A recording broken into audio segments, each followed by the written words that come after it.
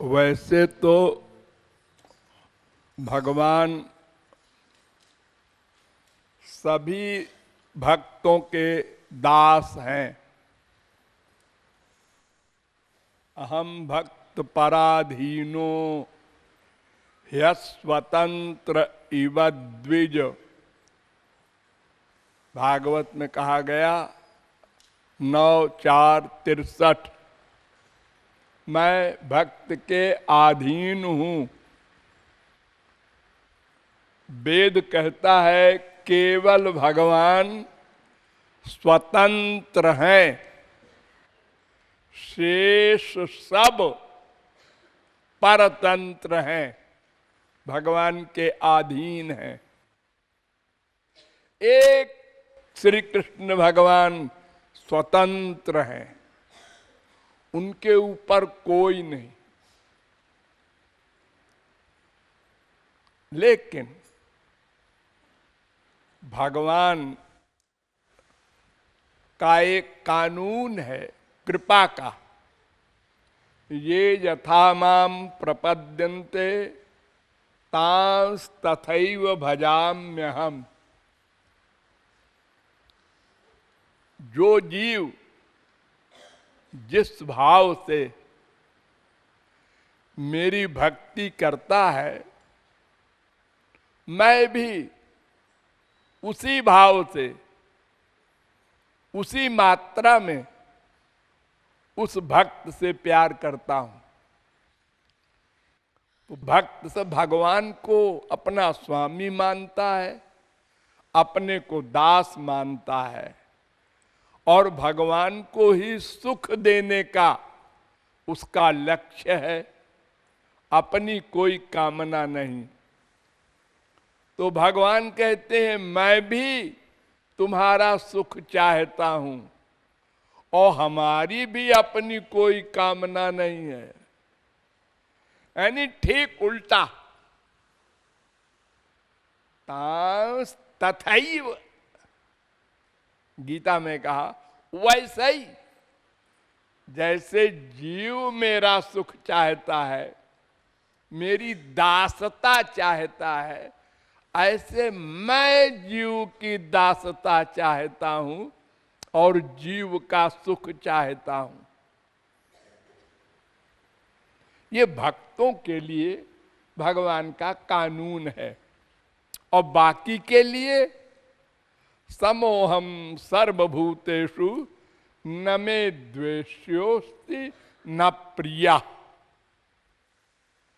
मैं समदर्शी हूं, न मेरा कोई दुश्मन है, न मेरा कोई दोस्त है।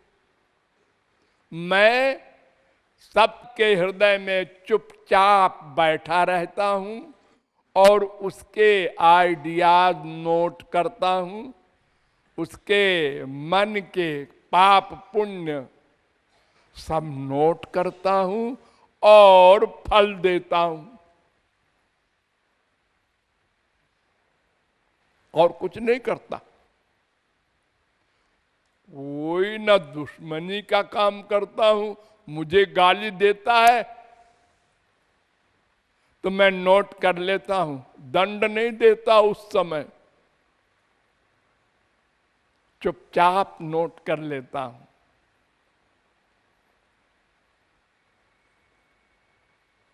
कोई भी पुण्य करता है, शुभ कर्म करता है, नोट कर लेता हूं, अगले जन्म में उसका फल देता हूं।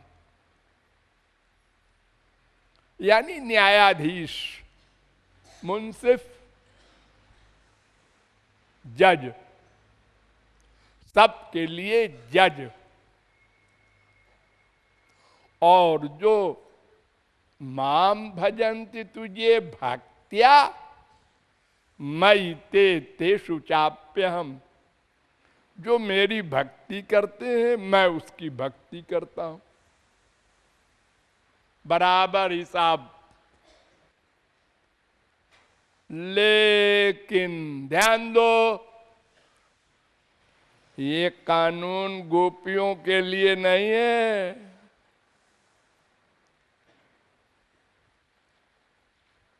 गोपियों के लिए अलग बात है।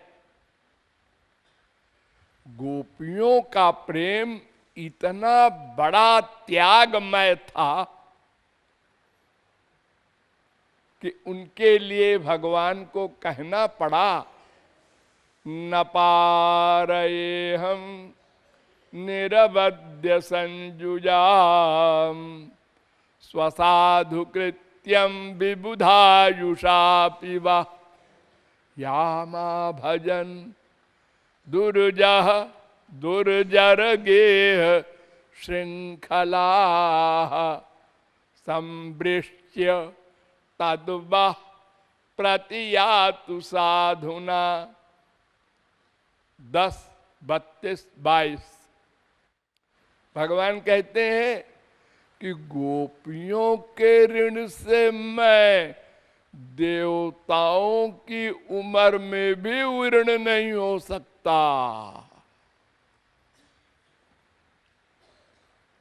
औरों से ऋण हो जाता हूं। उसने मुझे भजा, मैंने उसको भजा, हिसाब बराबर, ऋण हो गए हम उससे। लेकिन गोपियों से मैं ऋण नहीं हो सकता।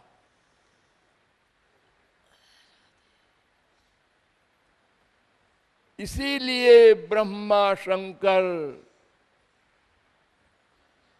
और बड़े बड़े जो भी हुए हैं सब गोपियों की चरण धूल मांगे हैं। भगवान ऋणी है।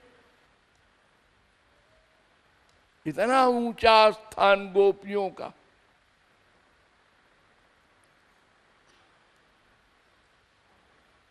छोटी सी झलक बताऊं गोपियों के प्रेम का। यत्ते सुजात चरणाम बुरुहम स्तनेषु भीता शनै प्रियदधी महि कर्कशेषु तेनाटवी मटसि तद्व्यथते न किंस्वित् कूर्पादिभिर्भ्रमति धीर भवदायुषाम न। गोपियां कहती हैं, हे श्याम सुंदर, जब तुम्हारे वियोग में मैं जलने लगती हूं, आग लग जाती है।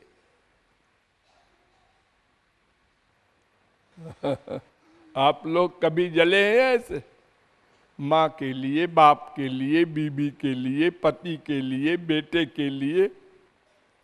नहीं। कोई जला है? नहीं। लैला मजनू, शीरी फरहाद? नहीं। वो ऐसा होता है ताप गोपियों का कि निष्क्रांता चेत भवति हृदयात् यस्य धूमच्छटापि ब्रह्मांडानां सखिकुलमपि ज्वालया जाज्वलीति। अगर गोपियों के विरह की आग का धुआं भी, वो कितना टेम्परेचर है शरीर में, मन में, वो नहीं, खाली उसका धुआं अगर गोपियां बाहर निकाल दे तो अनंत कोटि ब्रह्मांड भस्म हो जाए।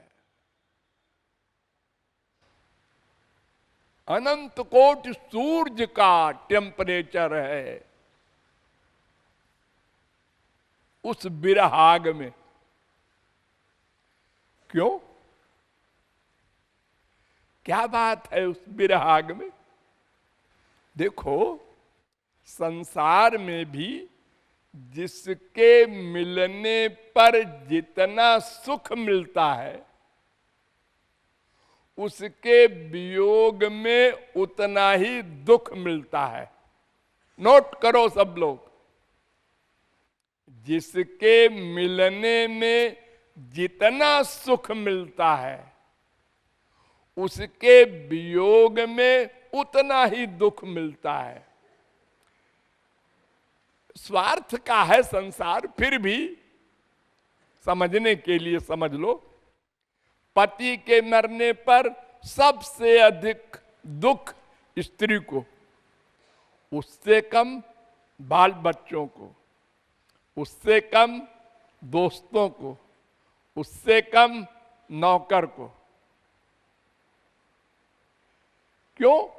उसके मिलने पर सबसे अधिक सुख मिला स्त्री को, उसके बाद बच्चों को, उसके बाद सखा को, उसके बाद नौकर को। तो जितनी लिमिट का सुख जिसके मिलने पर मिलता है उसके वियोग में उतना ही बड़ा दुख मिलता है। तो श्याम सुंदर के मिलने में गोपियों को जो सुख मिलता है वो और महापुरुषों को नहीं मिलता। तुलसीदास, सूरदास, मीरा, कबीर तमाम संत हुए, ये माधुर्य भाव की समर्था रति की निष्काम गोपियों को जो दर्शन में सुख मिलता है वो रुक्मिणी वगैरह को भी नहीं मिलता उतना। तो जिसके दर्शन में इतना सुख है, खाली दर्शन चाहती हैं, आलिंगन भी नहीं। उनको चिपटाएंगे उनको कष्ट होगा, बस देख लिया रोम रोम में रस भर गया। ये गोपी प्रेम। और जो सकाम गोपियां थी वो आलिंगन वगैरह भी चाहती हैं, उसको कांत भाव की गोपी कहते हैं।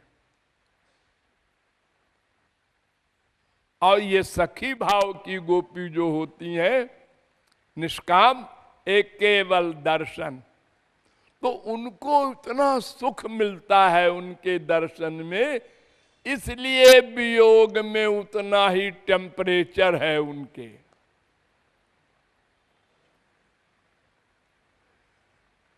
एक गोपी से एक बहुत बड़े ज्ञानी ने कहा कि मैंने बहुत तारीफ सुनी है तुम लोगों के प्रेम की, कोई हमको भी बताओ कैसा है वो प्रेम।